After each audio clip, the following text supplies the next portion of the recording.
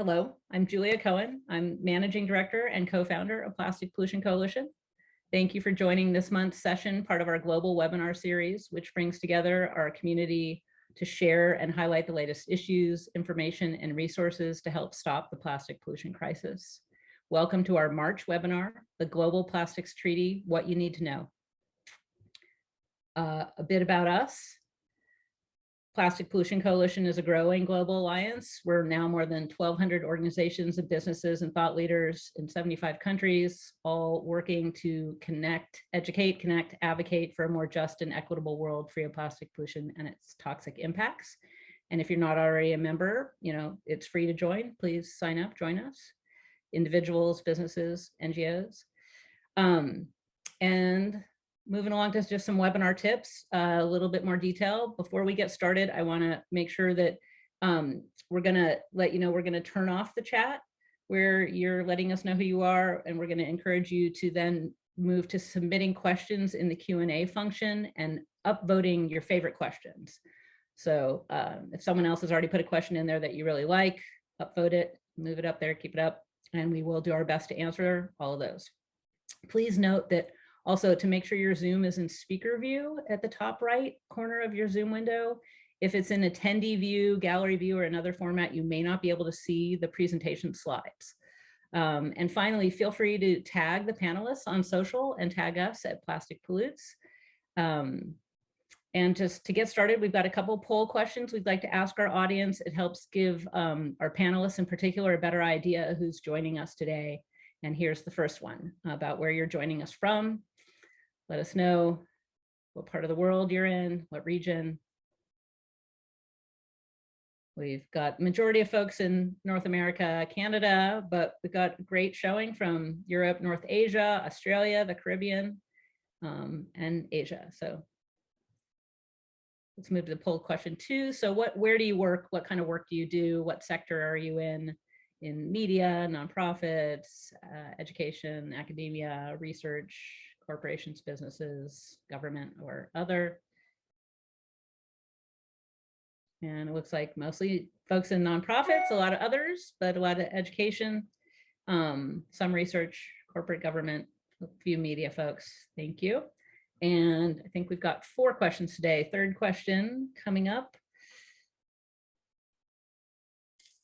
What kind of issue advocacy do you participate in if you participate in issue advocacy? And this is a multiple choice question. So are you already involved in advocating about plastic pollution, climate, health, environmental justice, labor, disability rights, voter suppression, other, or, totally fine, don't participate in any of that. And thank you all, you plastic advocates and climate, environmental justice folks. It's what we're all here for. Yes, and all these other connected, health, voter suppression, it is all intersectional. Thank you. Okay, and now last but not least, poll question number 4 coming up. Are you already participating in the Global Plastics Treaty process? And this is a single choice question. Are you part of the Break Free from Plastic Movement Global Plastics Treaty Task Force? Are you involved through another organization or government? No, but you want to get involved, or no, you're not interested in getting involved. Okay, and we have lots of folks who want to get involved. So you're in the right place. A few people who aren't interested in getting involved and maybe hopefully just here to learn about what's happening. And obviously some, at least 20-something% already involved. So thank you. And thanks for taking the polls. We are going to move now to introducing our moderator for today's webinar on the Global Plastics Treaty, What You Need to Know. I'd like to welcome today's moderator, Shilpi Chhotray. Shilpi is a globally recognized communications strategist and the former communications lead for the Break Free from Plastic Movement communications. This past fall, Shilpi launched People Over Plastic, a BIPOC storytelling collective working towards an anti-racist and plastic-free future. With 99% of plastic coming from fossil fuels, today People Over Plastic believes conversations about the climate crisis and plastics crisis must center people of color and Indigenous voices who are most impacted by it. Welcome, Shilpi. Hi. Hi, everyone. We're really excited to share with you all of the exciting news that came out of the United Nations Environmental Assembly, also known as UNEA for short, this month. Our esteemed panelists for this webinar were on the ground at UNEA in Nairobi and got to see everything unfold firsthand. And although this is a US-based panel, they are coming with a lot of global experience and collaborations with experts from all over the world. So a quick intro of our panelists today. Joining us, we have our friends, Executive Director for the Center for Oceanic Awareness, Research and Education, Christopher Chin, Campaign Manager for Plastics and Petrochemicals for the Center for International Environmental Law, or CIEL, Jane Patton, and the Science and Policy Director for the Global Alliance for Incinerator Alternatives, also known as GAIA, Neil Tangri. So really, really excited to have you all join us today. So first, I'd like to ask about a photo we're going to see in a moment. Wonderful. So Jane was so generous to share this beautiful photo of folks on the ground at Nairobi. And I want to ask her, like, what are we seeing here? So we're actually seeing the Karibuni sign, which is at the entrance to the United Nations Environment Assembly, the United Nations Environment Program headquarters in Nairobi. And Karibu is a word for welcome in, I think that's right, or hello in the language in Nairobi. And so they add the UN right in the word, just sort of as a play on the United Nations.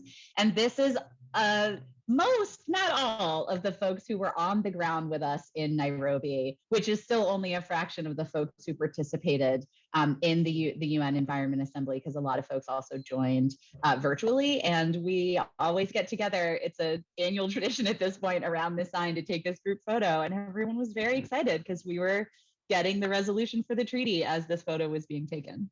Jane, is that you at the end in the lovely dress? That is me at the end with my big bright yellow flowers. I love it. Thank you for sharing that. It's a really tight-knit community, as you can see.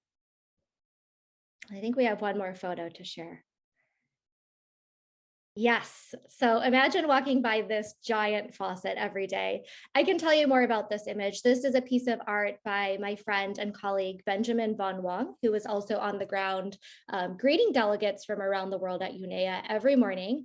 This powerful image of a plastic tap helped push the message that we need a global plastics treaty that will cover the full life cycle of plastics. And when we say life cycle, we're talking about from extraction to disposal. And over 1 million people signed onto petitions pushing for a strong, legally binding global treaty, probably many of you on this webinar, so thank you for your action. And of course, we'll discuss all the juicy details with the panelists now. So I would love to introduce everyone just a little bit more. They all asked me to share their bio, so I hope I do them justice. First, let's hear from Christopher Chin. Christopher is the Executive Director for COARE, or the Center for Oceanic Awareness, Research and Education. He is an internationally recognized expert in ocean policy and conservation issues, and has provided valuable and persuasive testimonies to various governing and legislative bodies in the US and in Canada. He's also addressed the General Assembly of the UN with regard to a number of issues concerning the health of our oceans. So welcome, Christopher, and thank you for your work on this topic. I'd love for you to actually set the stage of what it was like being at UNEA for this groundbreaking victory. Thanks, Shilpi. It was pretty astounding. We've been working on this, a number of us have been working on this for nearly 6 years or more, when the concept first came about that we wanted to start to support the idea of a global treaty to address plastic pollution. And it's evolved a great deal over the years, and there was a lot of momentum coming into this meeting and this set of meetings. And the first week was a lot of negotiations, a lot of people stuffed into hot rooms as best they could with COVID restrictions. And there were many late nights, a lot of work going into it. And then as we came into the final few days, We had our fingers crossed. We had some agreed text, and we finally saw it through. And it was honestly one of the most exhilarating things that I've ever experienced in my years as a conservationist and as an activist. We had some great people on the ground helping us out, and people who were really rooting for us, and our regional and facilitating committee coordinators were helping us, and they made arrangements with security to make sure that everyone who was on the ground was able to be in the room when it was announced, when the resolution was gavelled in. And it was one of the most moving experiences you can possibly imagine. Some of you may have seen the photos of people crying, and we were all there just sobbing and laughing and crying and just full of joy. There's a lot of work ahead, but this was a necessary first step that really sets the stage and allows us to do the necessary work ahead of us. That's right. Thank you so much, Christopher. And we'll definitely hear more from you on what it was like being on the ground. Next, we'll hear more from Jane Patton. Jane is the campaign manager for Center for International Environmental Law. She focuses on plastics and petrochemicals, very, very important stuff.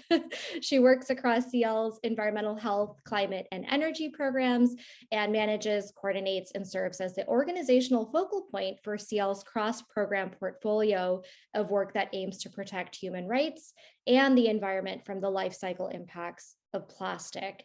And Jane, I'd love to hear from you in terms of how we got here. I mean, this has been 6 years in the making, like Christopher said. And, I remember being in really late night meetings with you 4 years ago and various meetings around the world on how we actually make this happen. So it's all you. Absolutely. And I think the way we've made this happen has been just a story of movement, of us coming together, of folks working across the world in many different countries to work with their governments to raise the profile of the issue of plastic pollution and pollution from plastics, right? Not just the physical plastics that show up in the environment, but also the health impacts, the chemical pollution that comes from manufacturing and producing plastics, and the chemical exposure that comes from touching them and interacting with them every day. Coming into the ground, onto the ground in Nairobi, as Christopher, I think, mentioned, this was actually a hybrid meeting. So we had some folks there present in person and some virtually. It was the first time we've ever done that. And we had a huge showing. We had on the ground folks, representatives from 25 countries. We also had represented virtually another 10 or so countries. So people coming from every region from all over the world to advocate with governments and to talk to delegates about the importance of this issue. So to your question, Shilpi, about how did we get here? Plastics have been on the UNEA, the UN Environment Assembly agenda since it first started meeting in 2014. They've, of course, been on all of our agendas for many decades longer than that. And it has been the work of the dedicated advocates and my dog and people from across the world who have really come together. He's very interested in this topic, who have really come together to coordinate and to meet in the middle of all the multiple facets and sides of this, of plastics as a waste issue and plastics as a production and as a climate and as a health issue, and really figure out where we align and how we can talk to governments about this problem. And as Christopher was saying, it was just amazing and beautiful to have multiple languages, multiple cultures, multiple countries represented, to be able to talk to a delegate, not just as people from the global north or people from the US, frankly, which I think all four of us are, but for folks to be able to talk to their own representatives. And that was really a big turning point, and something that we hope to leverage and build on in the coming years around advocacy for the treaty. Thanks, Jane. And I don't want to shy away from the fact that we are in a global pandemic. And so people are still showing up in herds for this. It's quite inspiring that you had so many important people show up and do the work. So thank you for sharing a little bit about what it was like being on the ground. And last but not least, let me introduce Neil Tangri. Neil is the Science and Policy Director for GAIA, or the Global Alliance for Incinerator Alternatives, a founding member of GAIA. Neil has worked on international environmental policy, climate, and development finance, and provided technical support to GAIA members. Neil has a captain's license from the US Coast Guard and a PhD from Stanford University. Neil is like a very rare gem and gift for our whole movement. So it's really awesome to have him here. Welcome, Neil. You have a lot of experience on the people side of things, which is kind of where I love to live, and how it's impacting communities on the ground, like waste pickers who are not talked about enough. Where do we go from here? Thank you, Shilpi, for that kind introduction. Where do we go from here? So this decision has launched a process by which we are going to negotiate a new international treaty over the next 2.5 years. So this was, we were negotiating to negotiate, which might be a little bit of a UN. That's the sort of the challenge of moving through the UN, but the advantage of that is we have unanimity. Like every country that was represented there is now behind the declaration that came out of UNEA. And that says we need a legally binding treaty. We need it fast, right? The deadline that they've given themselves is 2.5 years to negotiate this new treaty. And so we're going to have a series of international negotiation meetings in which country representatives meet together in different locations around the world and hammer out what is this treaty really going to look like and what is it going to do. Mm-hmm. Concurrently with that, countries are going to be looking at their own national policies around plastics. And I think this is going to give a really strong boost to those efforts to regulate plastics domestically. Mm-hmm. And of course, one of the functions of the treaty is going to be to kind of to hold up the fast movers, right? We've seen particularly a lot of East African countries were well ahead of the curve in terms of banning some of the more troublesome plastics, and then to also bring along the laggards, the countries that have been really reluctant to regulate, like particularly the US. So we have this very fast negotiation process. We also expect a lot of work to be happening at the national level and at the subnational level, the state or local level. And hopefully that all translates into tangible impacts on the ground where people live. So you mentioned waste pickers. This is a very important constituency, right? This is a workforce of, we're not really sure, 20 to 40 million people worldwide. Wow. Who make a living picking recyclables out of the trash and recycling them. And they're really doing an environmental service for all of us because the recycling returns those materials to the economy, and it reduces the need to go and mine more metal or chop down more trees for paper, things like that.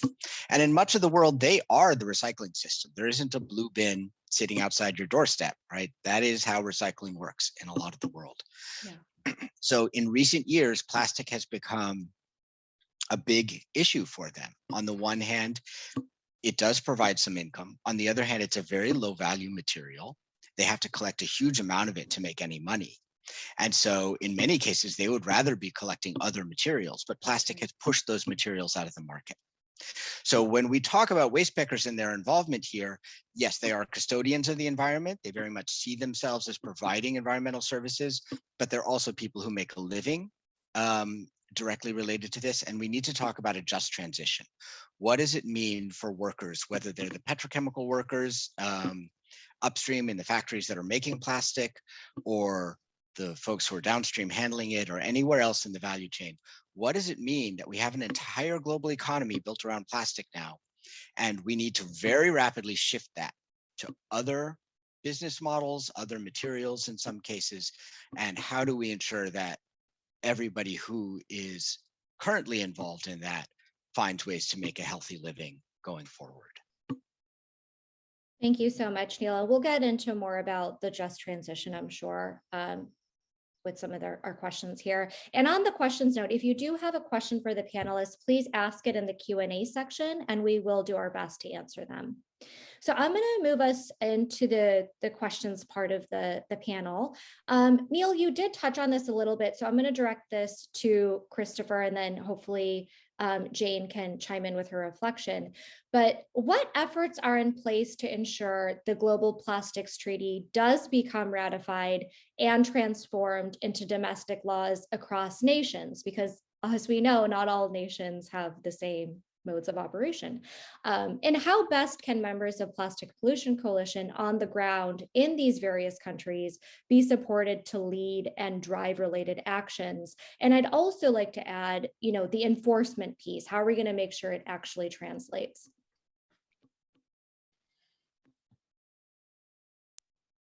Oh boy, was I supposed to get all that? So it's a big thing, and one of the sort of ideas is that when we're moving on a global level, there is a lot of momentum in the status quo. So it takes a while for things to get churning, for things to move. And when you're talking about consensus, as Neil mentioned, for the entire world, then it takes a while to get things moving. So we're excited to have this motion towards a global treaty so that we can set overarching principles, we can set guidelines, we can define terms and set goals for ourselves and working with other countries, other nations, other governmental organizations to figure out the best approaches. And some of those will involve a good deal of national plans. And a perfect example of a national plan would be the Break Free from Plastic Pollution Act that we have here in the US. There are other plans in other regions and in other governmental authorities, and those will have to develop as well as this process continues. So what we're looking for here in the treaty is going to be direction, guidance, and impetus. There was a question in the chat about legally binding, and what that does is it obligates a country, a signatory, a party to this treaty, to do what they say they're going to do, to stand by these principles and the choices that they are going to make and agree to, and then form national action plans under that. So when it comes to what we can do as a coalition, our members, our individuals, we need to pressure our representatives at the UN to set strong guidance for this treaty. And then when it comes to our national policies, our national action plans, we need to encourage our legislators and our representatives to really do the right thing and stick up for our rights as people and as residents of this planet. Thank you, Christopher. Jane, Christopher mentioned a bunch of stakeholder groups. One I want to add are corporations headquartered in the United States and just global north in general. I know you do a lot of work on petrochemicals and plastic production. What can corporations, in terms of a role, what can they play in supporting this agreement? Well, it's the answer to that question actually depends on what kind of corporation you are.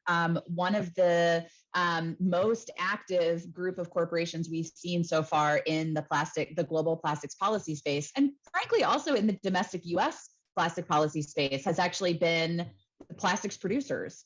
It's been organizations like the American Chemistry Council, the World Plastics Council, the representatives of those companies that stand to profit off of plastics. But there's a whole different set of corporations that all of us are actually much more familiar with, that on some level have just as high a stake in this conversation.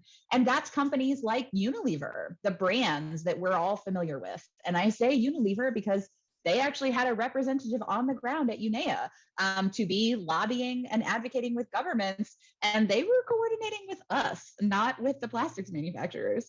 So what we're actually seeing is different groups of corporations with different sets of interests that are actually no longer, the plastic manufacturers obviously see plastics as an opportunity, and they see plastics as a profit making center, especially for those companies that have traditionally been making oil and gas, and now the oil and gas markets are falling apart in face of the climate crisis. Knock on wood, hope that comes to fruition. We are now actually seeing that corporations like Unilever and other consumer goods companies are seeing plastics as a liability. They're no longer just cheap and lightweight and easy to package in. They are actually, at this point, they're an environmental crisis. They're a health crisis. People are starting to understand that they don't just want deodorant or peanut butter. They want deodorant and peanut butter that doesn't come in a plastic package. And we are seeing those companies actually take the opportunity of the new global treaty, but then also of new policies at the national and domestic level to get ahead of the game and to figure out how they can actually be on the cutting edge of innovation for reusable and refillable packaging and material that's not just not plastic, it's not single use. And so that's what we're actually seeing in corporations moving toward in terms of different kinds of corporations, whether they are plastics manufacturers or consumer goods companies.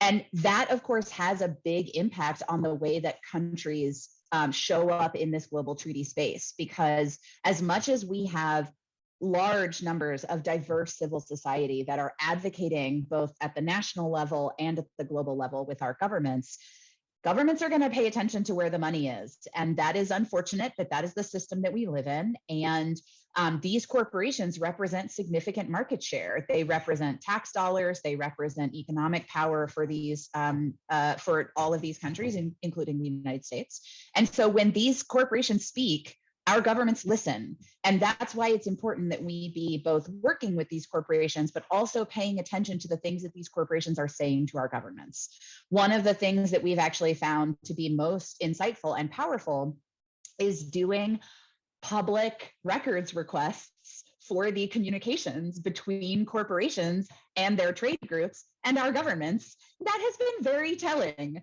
I've seen a couple of folks ask in the Q&A what their government positions on the treaty have been. So I'm actually going to drop in the chat here a link to a map, a navigator tool that was put together by our friends at WWF around what the different positions of various countries are on the treaty.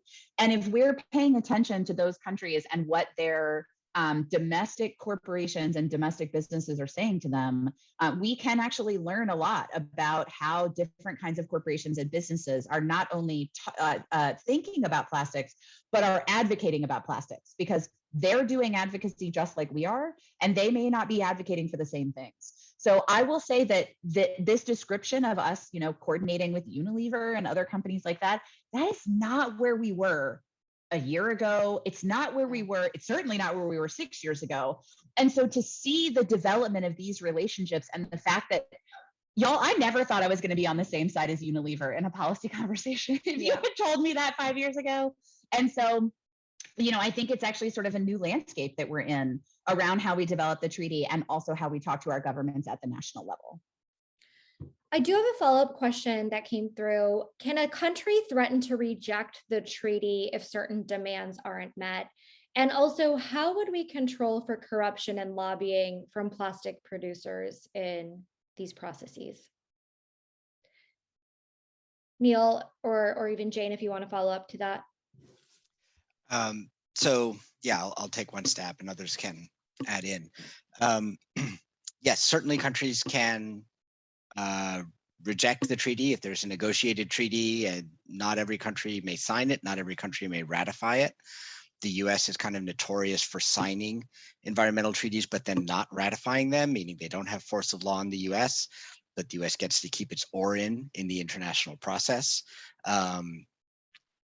So that is certainly something to watch out for. And I think that is one more reason to push our national governments hard, both in terms of the positions they take in the international process, but then the follow-up, signing, ratifying the treaty, implementing it in national law. That's where the rubber often meets the road. In terms of corruption, you call it corruption, someone else calls it lobbying, eye of the beholder and all of that. I think the reality, as Jane was saying, is the world we live in is that industry is very powerful. And so whether those contacts are kind of surreptitious or out in the open, they're going to happen and they're going to shape government positions. One of the things that I keep trying to tell people is that, yes, there is a sector that's going to lose business, right? If you're investing a lot of money in expanded petrochemicals, you might lose that money, but it's opening up a whole lot of new business opportunities around different service models, reuse models. So there is a huge scope for expanded economic opportunity. And I think that is a message that governments do want to hear. And sorry, Shilpi, can I add one note onto that? Yeah. Building on one of some of the questions that I see in the chat also around like what are the hot issues and how do we talk to our governments about particular pieces of the treaty? I think actually going to your question about how does this get implemented, right now what we have on the table is terms to negotiate an overall legally binding instrument that will have both voluntary and mandatory elements.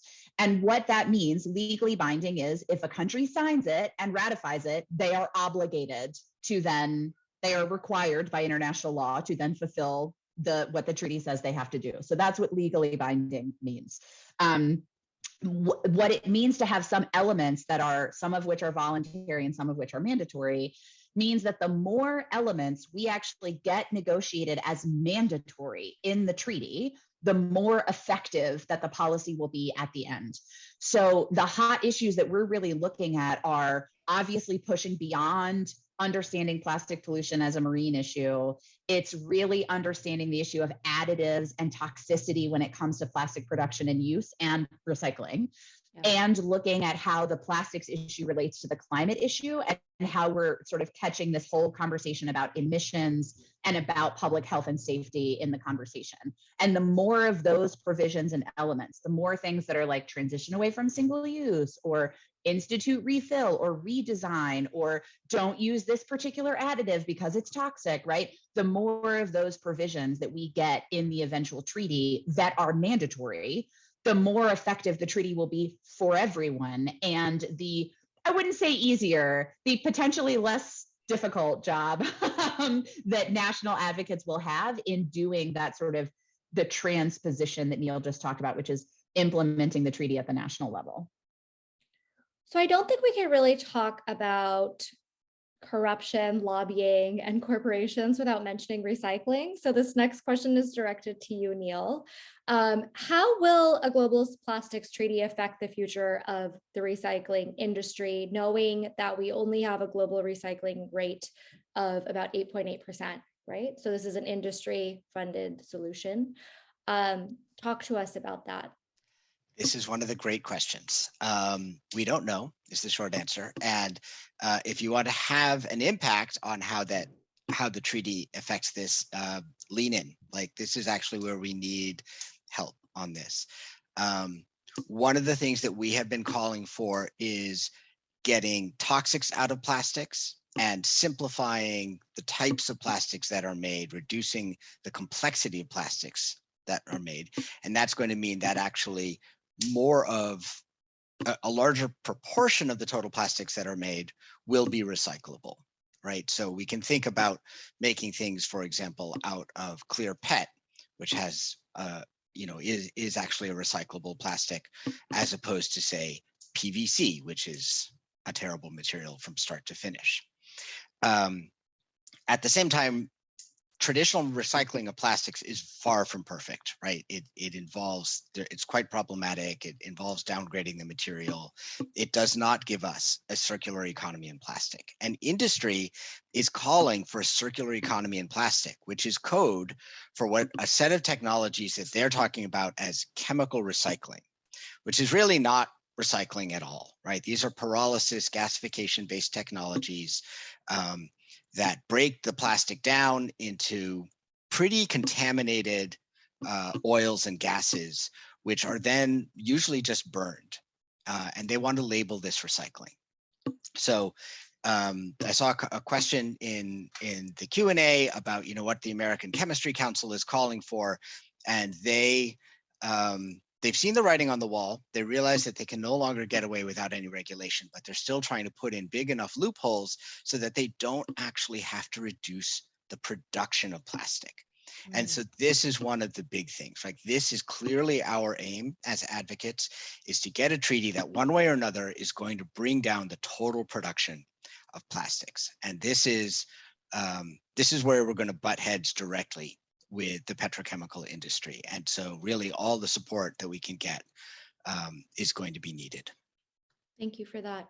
Christopher, a follow-up question for you is, knowing we have a lot of sort of concerning elements of working more closely with industry, how can private companies actively work with the UN to form the treaty? That's a really great question. And I saw it was also posed in the chat, and I typed an answer there as well. But a private company can be most effective in this treaty process if it were accredited to the UN Environment Program. And there are several major groups. There are 9 major groups that comprise civil society from the UN Environment's perspective. There are NGOs, which in other terms are nonprofits. There's the women's major group, children and youth, farmers, workers and trade unions, science and technology, business and industry, which is a big overarching term for companies and profit-making engines. But we also encourage smaller companies and companies that are trying to do the right thing to join and shift that narrative so that it's not just about the money makers and the people who are benefiting from the exploitation of people and planet to make and produce and sell plastics. Also, there's indigenous peoples and their communities and local authorities. So those are all the modalities of civil society, and any company or organization can attempt affiliation and then participate through one of those major groups. And they can also participate in the regional forums as well. So that's the best bet. If anybody has questions about accreditation or how that process works, I welcome them to reach me offline, and we can chat about that. I can help you through that. But certainly, we want people to be more involved in this process, especially those who will sort of dilute that narrative about plastic being absolutely necessary and plastic making money, and how reducing production is going to kill jobs. Yes, as Neil mentioned, there are jobs certainly that are tied to the horrific life cycle of plastic production, use, and disposal, but there are many, many more jobs that will be produced in more sensible economies and structures. You know, if we think back years ago, there was an industry around asbestos. And sorry, that had to go bye-bye. There was an industry around lead-based paint, and we had to get rid of that. So we just need to transfer our mode of thinking and get rid of these things that are literally killing people, and start looking at technologies that eschew those false solutions. I mean, even the tobacco industry comes to my mind, right? Like at some point, it just doesn't make any sense. Absolutely. And it's killing us. So. And they're still there, so that's why I didn't mention them, because they're still thrashing, and they're finding new ways to sell their products and sell their wares. And that's the kind of thing that we want to avoid with plastic pollution. We want to avoid the chemical recycling and the pyrolysis and all of these false solutions that Neil alluded to earlier. Thank you so much for that. It's a really important thing to consider. And one kind of follow-up question, and I know we're getting some questions around this in the chat, is how can less resourced countries implement this plastics treaty when we know there is issues with equitable representation, especially considering inequalities in resources, both financial and in terms of the actual staff implementing this? Jane or Neil, Jane, do you want to take this first, and then Neil, you can follow up? I'm happy to. So that's actually one of the reasons why it was so important that the resolution that came out of UNEA 5.2 include among the provisions for the new treaty a financial and technical mechanism. So this is a mechanism that is going to be negotiated that will ensure a redistribution of both money and best available knowledge For the first time, that provision on best available knowledge includes traditional knowledge and the expertise of Indigenous peoples, which is also something that we are quite proud of, and will be crucial in governments actually being able to address this problem from a full life cycle perspective, from a systems thinking perspective. And that is absolutely something that needs to be supported in a financial mechanism. Some of these specific answers to these questions we don't have yet, because what we have is the terms to negotiate these things, but we don't actually even have a program of work yet. So we don't have a schedule for negotiations. We don't know how many rounds of negotiations there will be, and we don't know exactly how folks will participate. I actually want to try to answer a little bit of some of the questions I'm also seeing about including Indigenous peoples and marginalized communities, because I think it's hard to separate the inclusion of communities, civil society, and various public groups from the participation of governments, because they're the sort of reason why there isn't that, why there are barriers to participation of both of those groups are kind of the same. You know, the UN itself was formed, right, in the late 1940s, post World War II. That is a time when much of the world was still colonized. The structures that underlie the United Nations as an institution are built on a false assumption of European supremacy. And so we are actually going to be negotiating this treaty under a structure that is itself flawed. And so we are working on that, and we are doing what we can to overcome that as civil society institutions in the face of an economic system and a political economy, frankly, that is not built for us to do that work. It is hard, and yet it is the work of movements these days. It is the work of justice. It is what Indigenous peoples and liberation-minded peoples, it is the work we've been doing for centuries. And that is where we are again today. And we are going to use the imperfect structures of the United Nations to do what we can here, and keep that in mind. The UN does have some structures for ensuring participation of more developed, of developing countries and of marginalized communities. You know, there are they will fund the travel, they will fund the participation. It is not nearly enough. It is not at nearly enough scale, large enough scale, but there is now a lot of interest. The negotiation of a treaty is a big thing, and we have seen the participation of governments, at least the presence of governments, being ensured in the negotiation of things like the Minamata Convention, the Paris Agreement, the existing climate conventions. We anticipate a similar scale of investment and participation in the negotiation of the treaty. And of course, our respective organizations and the entire task force that we've brought together to inform this work are going to be doing everything we can to ensure participation from as many groups as possible. We recognize that we've been privileged to be there from the beginning, our organizations and us as individuals, and we are doing everything we can to not just make sure folks can attend, but to build capacity, to organize with them, to hear their perspectives and their agenda, to fold that into our agenda, to actually be asking ourselves hard questions around whether our advocacy is the right, whether our positions are the right ones, and how do we actually come to positions that are uplifting and reinforcing of justice. This is not easy work, and it's not something that's going to be fixed in the time we have allotted to negotiate this treaty, which, by the way, is by the end of 2024. 2 years. Yeah, but it is the work of our lifetime. It is the work of our ancestors' lifetimes, and it is something that we will keep doing into the future as much as we can. So it's an imperfect system, but we are asking ourselves the same questions that y'all are asking us and coming up with the best answers that we can. So when can I sign up for your TED Talk? I want to ask one more question to Neil, because I think people want to know what countries are more likely to sign the treaty. I'm optimistic they're all going to sign. Okay. I think that this is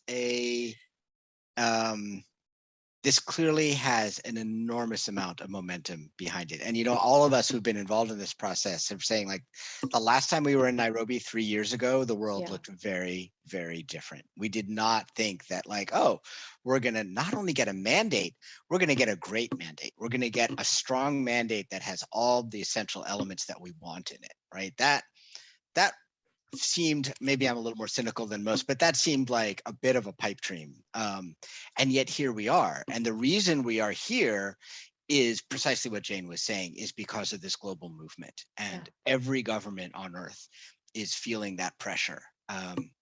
They can look out the window, they can look at the scientific studies, they know it's a problem, but it's really the heat, it's the pressure from their own populations that is making them eager to address this. So we had a huge amount of interest and momentum, and I hope that that is going to carry us through the next 2.5 years, particularly if we keep our shoulder to the wheel and this movement continues to push governments. I think that there will inevitably be some governments that are trying to stall things or try to turn things, off course on some particular aspect or another. But I'm actually quite hopeful that we are going to get a global consensus on this treaty. To answer the second part of that, how difficult is this problem to tackle, especially for countries with fewer resources? Yeah. I think we might be surprised there, because what we have seen is that a lot of the countries that have been most successful at tackling plastic so far are the ones that don't have a petrochemical industry, right? They're importing most of their plastics. And so actually tackling plastics is an economic opportunity for them more than anything else. I mean, it's also a huge environmental issue for them. But we wrote a case study on Rwanda, Kenya. They searched your baggage when you land at the airport to see if you're carrying plastic bags. Like, the East African nations and increasingly West African nations are taking this very seriously, and they're showing that you can lead without necessarily a lot of resources. But as the head of the Rwandan, their equivalent to the EPA, told me, she says, we can regulate our country, but we have borders with all these other countries, so we cannot do it alone. We need a global agreement because we're not making the plastic here. It's being made somewhere else and being brought over our borders. Right. And so this is why we really do need to move forward globally. But I don't think that it is, this is a relatively, I hate to call it straightforward problem, but this is a solvable problem. This is not a wicked problem. This is not climate change. This is not like ethno-nationalism, which has been with us since God only knows when, right? This is a problem we have created in the last few decades, and we can uncreate it. Right. It is an eminently solvable problem. And I think that in a lot of parts of the world, actually, their lives are not as dependent on plastic as those of us in the global north. It's not much of a stretch to remember, like, hey, remember I used to get my snack on like a folded banana leaf instead of on a plastic plate. And we could go back to that pretty easily. So some of those transitions, I think, might be a lot easier than we realize if we can get the sort of push from the petrochemical industry off of their backs. That's really right. the key. I mean, so many of these countries are the original zero wasters and invented the concept of reuse. It wasn't invented on Instagram 3 years ago. So I think we have to keep that in mind. So I think folks probably are itching to know how they can get involved. So we also wanted to share some things everyone attending this webinar can do to take action on plastic pollution now. First is the petition that was signed by over 1 million people ahead of UNEA, largely driven by our 3 panelists here. It was instrumental for paving the way for the current advancements of a global plastics treaty, and you can still sign on and add your voice to encourage the UN as the potential treaty is negotiated over the next 2 years. So Jen from Plastic Pollution Coalition just dropped that in. Thank you, Jen. And Jane, I'm going to ask you to take the next 2. So the second is how you can get involved in plastics policy at the local level. And then third is more about the task force. So if you can take that away. Yeah, absolutely. Just as Shilpi is saying, zero waste wasn't invented on Instagram 3 years ago. There are people who are doing zero waste work in your local community. I can guarantee it. I've been that person in my local community in New Orleans, and there are people working on zero waste in New Orleans that I've never heard of. I learn about people every day doing this work. And so what you can do locally is find the groups that are working on waste prevention, that are working on, frankly, a just transition and worker justice, because the movement away from waste will be a necessary part of a just transition. And so if you look for folks who are doing that work locally, you can join in with them. Usually you'll find that they're doing something around either different kinds of jobs or different kinds of city policy or different kinds of purchasing work for local governments and businesses. And that is, I think, probably the most accessible and most real participation that folks can have. And that will both trickle up to the national level and influence the treaty, just as the treaty will trickle down to the national and local level and influence our daily lives. In terms of the task force, as I mentioned earlier in the call, this work would not have been possible and will not be possible in the future without a very diverse coalition bringing it forward. There was the poll question at the beginning asked, like, what kind of advocacy do people do? And I noticed that the vast majority of us here are working in plastics policy, which is great. I am so glad to be among our people. And yet we also need a very robust set of other experts and folks that are working on different facets of the lived experience of both the burden of plastic pollution and how to get away from it. You know, we have some representation in the task force of Indigenous peoples, largely from the United States. There are Indigenous peoples all over the world. There are more Indigenous people in the United States who have expertise, who have traditional knowledge that need to be part of not just the government negotiation, but our advocacy. There are folks who are working on disability justice. There are folks who are working on health and well-being and healthcare that are not yet present in the coalition. We have some, but we always want more. My argument, I'm a party thrower, so my argument is always like, you're going to bring 5 friends, why don't you just bring 50 and we'll just have a great party. So you can actually find online, we have a URL, plastics treaty, plastics plural treaty.org. Which is sort of a landing page for all the organizations that have signed on to the call to action. And the task force comes out of those organizations. So if you are working locally, or if you do any of the kinds of work that I just listed, or you're doing plastics work and you want to be part of this, come on. Like, the way that the 3 of us and the other 100-something folks that engaged in UNEA 5.2, the way that we got involved in this was we just showed up. We didn't come in with amazing expertise or some new angle on this, or even a deep understanding of international policy. I was a model United Nations nerd in high school, and I got very excited about going to the UN. And that was actually how we sort of came to this work initially. So I can't tell you enough, show up. Bring the expertise that you have, bring the experience that you have as a human, as a person who is seeing, as Shilpi is saying, you're looking out the window, you're looking around, you're seeing the toxic impacts, although Neil may have said that now that I realize, sorry about that, guys. But bring the experience that you have and show up and figure out how you can build relationships with your own government and show up there as well, because we're going to need folks at the global level. We're going to need folks at the national level and at the local level. So you can find the contact information for the task force. There's a Google form sign up.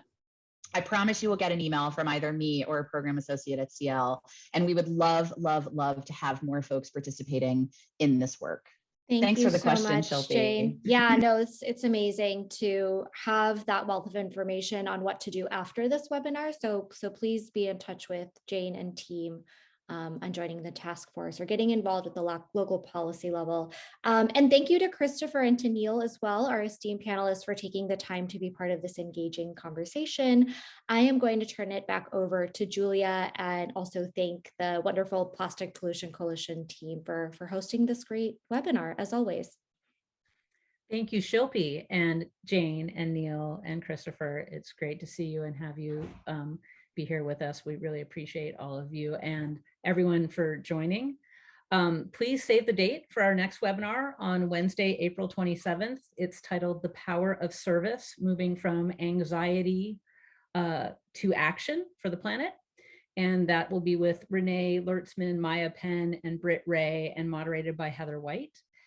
So we'll be sending out the link to sign up for that soon. We'll also be sending out the link to the recording of this webinar along with resource links, and hopefully we'll be adding even more resources, a lot of the things that were mentioned by different panelists today too. And of course, if you haven't already, we invite you to join us, join the Global Coalition. It's free to join PPC, and we welcome everyone, including individuals, businesses, nonprofits, join our cause, join the movement for a more just, equitable world free from plastic pollution. And we invite you to connect with us on social media to learn more. We'll also be sending out an immediate link to a survey just about this particular webinar, and we'd love to get your feedback on how we can improve, etc. We're always trying to get better at this. It's been a couple years now of practice, but there's always more we could do. So thanks again, everyone, for joining us today. To our Plastic Pollution Coalition members and groups and partners who shared this webinar with their communities and networks, we look forward to seeing you at our next webinar on the 27th. Thank you so much. Have a good evening, day, morning, night, wherever you are in the world.